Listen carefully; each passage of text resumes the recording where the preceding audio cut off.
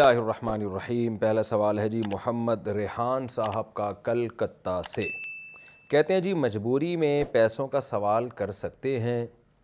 مجبوری میں سوال کرنا کیسا ہے؟ مثلاً کسی کی بچی کا نکاح ہونے والا ہے اور بظاہر کوئی انتظام نہیں ہو سکا، تو ایسے وقت میں لوگوں سے سوال کرنا کیسا ہے؟ محمد ریحان صاحب، پہلی بات تو یہ ہے کہ بچی کا نکاح ہے تو اس میں بچی کا تو یا باپ کا تو کوئی خرچہ ہی نہیں ہوتا، سارے خرچے تو اس بچی کے ہونے والے شوہر پر ہیں۔ نکاح کے موقع پہ ایک مہر کا خرچہ ہوتا ہے، نان نفقے کا خرچہ ہوتا ہے، چھواروں کا خرچہ ہوتا ہے، اور دلہن کے کپڑے بنا کے دینا، کیونکہ نان نفقے میں داخل ہے یہ چیز، تو یہ تو سب چیزیں شوہر کے ذمے ہیں۔ تو یہ عجیب ہی ہمارے معاشرے میں ایک انتہائی بری رسم چل پڑی ہے کہ لڑکی کا باپ لوگوں سے پیسے مانگتا پھر رہا ہوتا ہے کہ جی میری بچی کی شادی ہے، تو جس کے گھر رخصت ہو کے جا رہی ہے نا وہ اس کے ذمہ ہے یہ۔ لڑکا مانگے تو سمجھ میں آتا ہے، لڑکی والے پتہ نہیں کیوں مانگ رہے ہیں۔ بہرحال جاہلانہ رسم ہے، اس کے خلاف آواز اٹھانی چاہیے، اس کو ختم کرنا چاہیے، اس بری رسم کو۔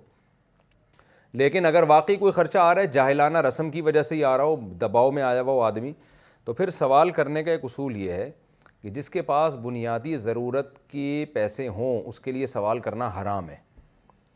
آپ کے پاس 2 وقت کھانے کی روٹی کے پیسے ہیں، آپ کے پاس سر چھپانے کی جگہ ہے، آپ کے پاس جو ہے وہ کوئی خطرناک قسم کی بیماری آ گئی لیکن اس کے علاج کے پیسے آپ کے پاس ہیں، تو پھر آپ کے لیے سوال کرنا حرام ہے۔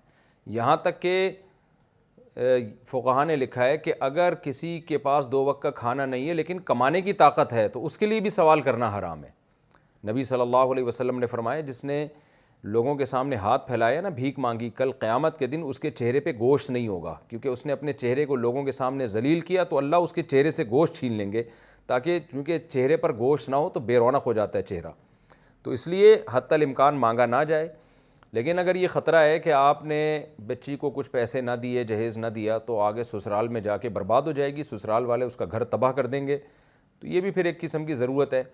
تو ایسے موقع پہ اگر اپنے پاس کوئی بھی گنجائش بالکل بھی نہیں ہے تو کوشش تو یہی کریں استغنا کا معاملہ کریں، نہ مانگیں۔ لیکن اگر کسی نے مانگ لیا تو اللہ سے امید ہے کہ انشاءاللہ وہ گنہگار نہیں ہوگا۔